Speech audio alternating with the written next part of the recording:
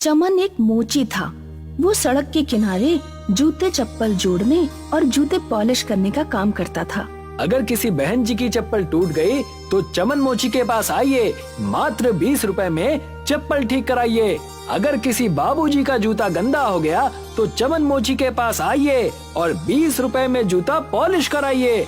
चमन दिन भर में 150-200 रुपए से ज्यादा नहीं कमा पाता था।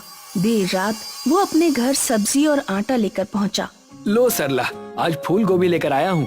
सूखे मसाले डालकर खूब चटपटी करके बनाना।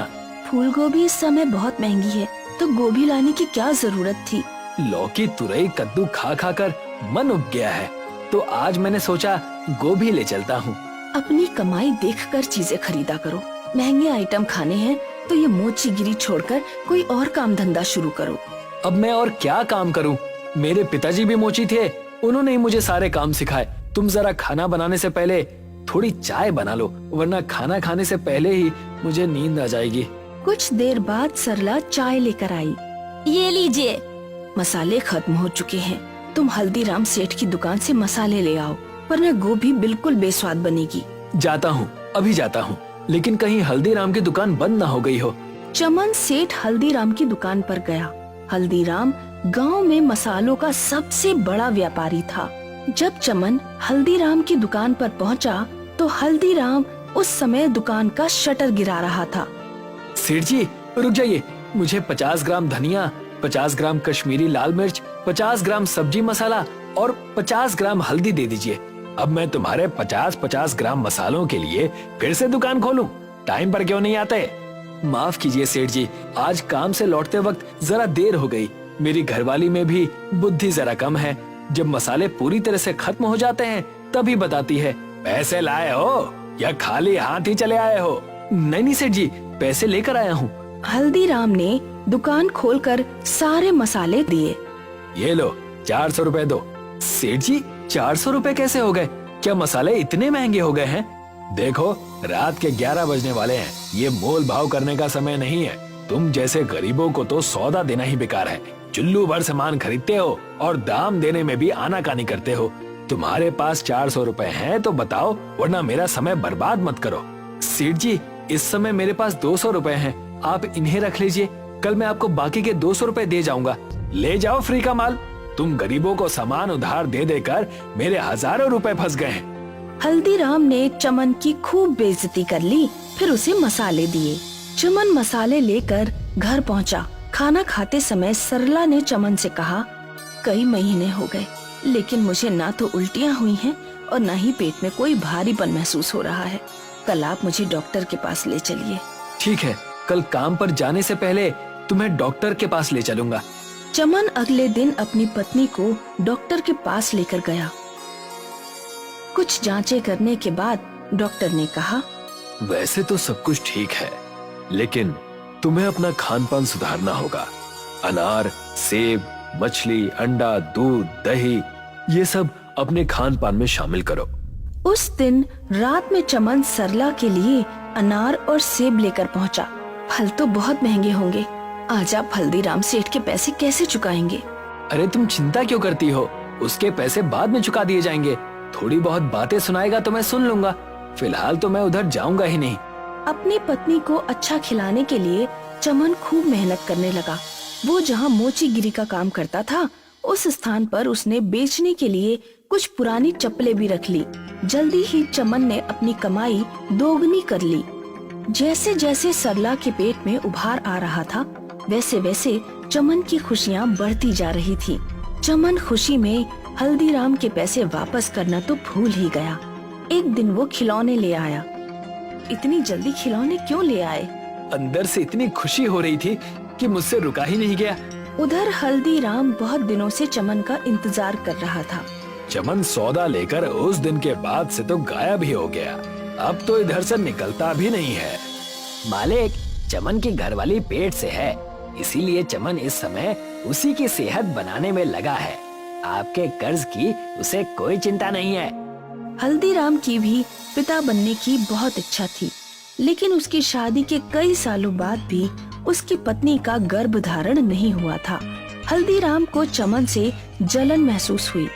200 का सूद बढ़ते बढ़ते 5000 पहुंच गया है। अब मैं चमन से पूरे 5000 वसूल करूंगा। रात में दुकान खुलवाकर सामान लेकर गया और अब पैसे देने का होश नहीं। कल पता लगेगा उस 2 कौड़ी के मोची को। अगले दिन हल्दीराम ने अपने आदमियों को चमन के पास भेजा। चमन रोड पर उस समय अपनी दुकान लगाकर ही बैठा था। तुमने सेठ हल्दीराम के पैसे नहीं लौटाए, इसलिए हम तुम्हारा सारा सामान जब्त करने आए हैं। मात्र 200 रुपए के लिए तुम मेरा सारा सामान जब्त कर लोगे? 200 नहीं 5000। सेठ जी के कर्ज पर चक्रवृद्धि ब्याज लगता है, उसका हिसाब तुम्हें समझ में नहीं आएगा, लेकिन बस इतना जान लो कि तुम्हारा कर्ज 5000 हो गया है। भाइयों, इसका सारा सामान उठा लो। मेरे ऊपर दया करो, इस सामान से मेरी रोजी रोटी चलती है। मैं सेठ जी का कर्ज चुका दूंगा, लेकिन इस समय मेरा सामान छोड़ दो। मैं तुम्हारे सामने हाथ पैर जोड़ता हूँ। ये सब ड्रामा ना हमारे सामने नहीं चलेगा। हल्दीराम के आदमियों ने चमन का सारा सामान बटोर लिया और ले गए। चमन रोता हुआ उनके पीछे पीछे हल्दीराम के पास पहुंचा। सेठ जी, मेरी पत्नी गर्भवती है। इस समय मुझे पैसों की बहुत जरूरत है। मेरे ऊपर दया कीजिए, मेरा सारा सामान लौटा दीजिए। 5000 चुका दो, फिर अपना सामान ले जाना। मेरे सामने रोने धोने का कोई फायदा नहीं, मुझे सिर्फ पैसों से मतलब है। चमन उदास होकर घर पहुंचा। क्या हुआ, आज आप इतनी जल्दी कैसे घर आ गए? हल्दीराम सेठ ने मेरा सारा सामान छीनकर अपने पास रख लिया। कहता है 5000 का कर्ज चुकाओ, फिर सामान वापस मिलेगा। उस हल्दीराम की हिम्मत इतनी बढ़ गई। तुम अभी पुलिस के पास जाओ। पुलिस के पास जाने का कोई फायदा नहीं। हल्दीराम की बहुत जान पहचान है। मेरे जैसे गरीब की पुलिस नहीं सुनने वाली। तो आप क्या हाथ पे हाथ धरे बैठे रहेंगे, कुछ नहीं करेंगे? बहुत कुछ करूंगा। तुम कहती थी ना कि मोचीगिरी का काम छोड़ दो। हल्दीराम की वजह से ही सही ये काम अब छूट गया। अब मैं जूते चप्पलों की दुकान खोलूंगा। लेकिन उसके लिए पैसे कहाँ से आएंगे? मकान गिरवी रखकर। चमन ने अपना मकान गांव के प्रधान के पास गिरवी रख दिया और 2 लाख का इन्वेस्टमेंट करके जूते चप्पलों की शानदार दुकान खोली। चमन मजबूत टिकाऊ जूते चप्पल उचित दामों पर बेचता था, इसीलिए उसकी दुकान चल निकली। कुछ महीनों बाद एक दिन चमन हल्दीराम सेठ के पास पहुंचा। सेठ, मैं तुम्हारे रुपए चुकाने आया हूँ। हालांकि अब मुझे मोचीगिरी के सामान की कोई जरूरत नहीं है, लेकिन वो सामान मेरे पिताजी की निशानी है, इसलिए वो मुझे वापस चाहिए। चक्रवर्ती ब्याज से तुम्हारा कर्ज अब 20,000 हो गया है। इतना कर्ज चुका पाओगे? चमन ने नोटों की गड्डी हल्दीराम की तरफ फेंकी। 25,000 हैं, रख लो, जरूरत पड़ने पर तुम्हारे काम आएंगे। चमन मोचीगिरी का अपना सारा सामान ले गया। हल्दीराम को पहली बार अपना अपमान महसूस हुआ। मेरा इतना अपमान! कल का ये मोची आज मेरे सामने रुपए फेंक कर गया है। प्रधान जी के पास घर गिरवी रखकर इसने अपनी दुकान शुरू की है ना, मुझे सब पता है। इसकी वो हालत करूंगा कि ना ये घर का रहेगा ना घाट का। एक दिन हल्दीराम प्रधान के पास गया। जय राम जी की प्रधान जी। राम राम हल्दीराम, आज इधर दर्शन कैसे दे दिए? तुम्हें तो मसालों से नोट कमाने से ही फुर्सत नहीं मिलती। प्रधान जी, मैं आपके पास अपना कारोबार बढ़ाने के सिलसिले में ही आया हूँ। दरअसल मैं चमन का मकान खरीदना चाहता हूँ। वो जगह गोदाम बनाने के लिए एकदम परफेक्ट है। मैं उस मकान के 5 लाख रुपए देने को तैयार हूँ। आपके पास उस मकान के कागज तो हैं ही, मुझ पर कृपा करें और वो मकान मुझे बेच दें। 5 लाख की कीमत सुनकर प्रधान के मन में लालच आ गया। उसने अपने आदमी को भेजकर चमन को अपने घर बुलवाया। क्या बात है प्रधान जी, आपने मुझे क्यों बुलाया? तुम्हारा कर्ज बढ़ते बढ़ते 4 लाख हो गया है। मुझे इस समय पैसों की जरूरत है। 4 लाख का कर्ज अभी चुकाओ, वरना तुम्हारा मकान और दुकान दोनों मैं बेच दूंगा। ये आप क्या कह रहे हैं प्रधान जी? आपने तो मुझे 2 साल का समय दिया था। अब इतनी जल्दी मैं आपके पैसे कहाँ से लौटाऊं? आज शाम तक रुपयों का इंतजाम करो, वरना मकान और दुकान दोनों छोड़ दो। चमन कुछ दिन पहले ही हल्दीराम को 25,000 रुपए देकर आया था। उसके पास 4 लाख का इंतजाम किसी भी तरह नहीं हो सकता था। शाम को प्रधान के आदमी चमन के पास गए और उसकी दुकान और मकान पर कब्जा कर लिया। चमन की पत्नी 8 महीने की गर्भवती थी। चलो जंगल की तरफ चलते हैं, गांव में तो हमारे लिए कोई जगह नहीं बची। चमन और उसकी पत्नी जंगल में गए। वो जंगल में खाने की तलाश में काफी आगे चले गए। उन्हें एक नदी मिली। ये नदी जरूर किसी न किसी गांव तक जाती होगी। चमन ने लकड़ी की एक नाव बनाई और दोनों लोग उस नाव में बैठ गए।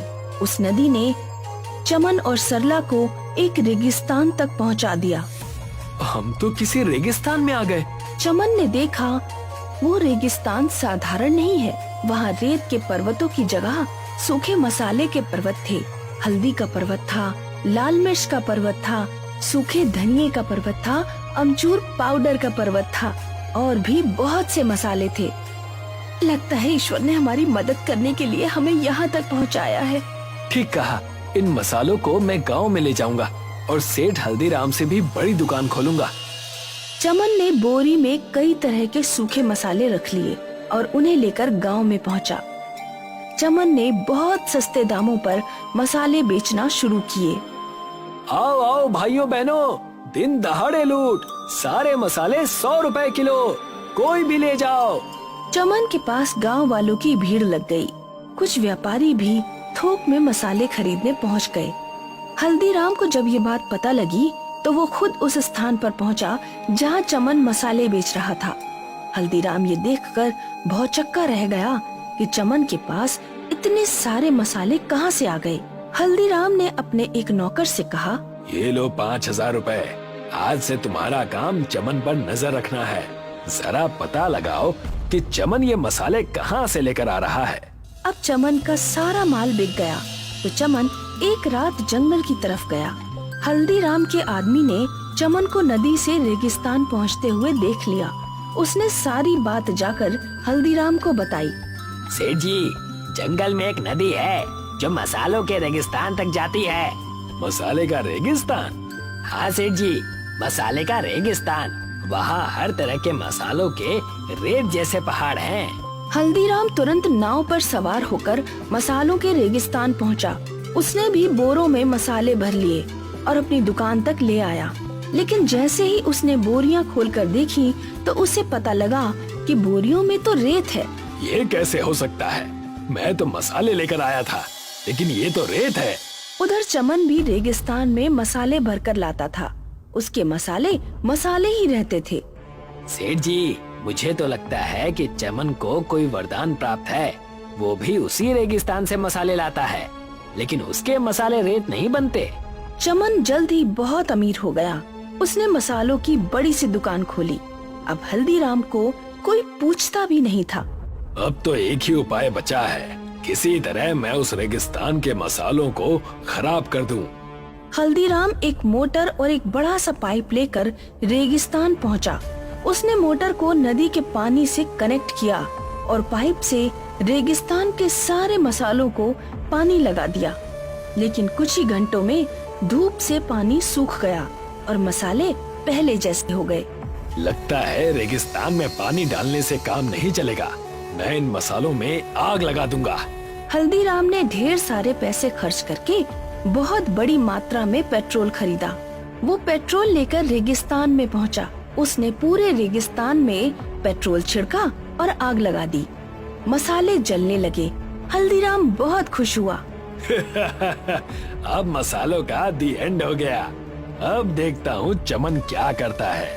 हल्दीराम अपने घर बहुत खुश होकर पहुंचा। अगले दिन वो फिर से रेगिस्तान को देखने गया। आग बुझ चुकी थी और केवल मसालों के ऊपर की ही परत जली थी। अंदर से सारे के सारे मसाले पहले जैसे ही रहे। उसी समय चमन वहाँ पहुँचा। हल्दीराम, तुम्हारी हरकतें इस रेगिस्तान पर कोई असर नहीं डाल पाएंगी। तुम अपने मसाले की दुकान कहीं और शिफ्ट कर लो, क्योंकि मेरे सामने तुम्हारी दुकान तो चलने से रही। चमन रेगिस्तान से मसाले भरकर ले गया। मैं इस पूरे के पूरे रेगिस्तान को ही साफ कर दूंगा। हल्दीराम एक बहुत बड़ी नाव लेकर, जो बिल्कुल जहाज की तरह थी, रेगिस्तान में पहुंचा। उसने रेगिस्तान का सारा रेत अपने जहाज पर भर लिया और उसे लेकर गांव की तरफ लौटने लगा। जहाज पर रेत का पूरा पहाड़ हो गया था। बीच नदी में जहाज डूबने लगा। हल्दीराम भी जहाज के साथ डूबने लगा। अरे कोई बचाओ मुझे तैरना नहीं आता। उसी समय चमन वहाँ पहुँच गया और उसने हल्दीराम की जान बचाई। मुझे माफ कर दो चमन, तुम्हारा धंधा बिगाड़ने के चक्कर में आज मैं अपनी जान ही गवा देता। तुम्हारा मसाले का रेगिस्तान तुम्हें ही मुबारक हो। मैं अपना काम धंधा अब कहीं और ले जाऊंगा।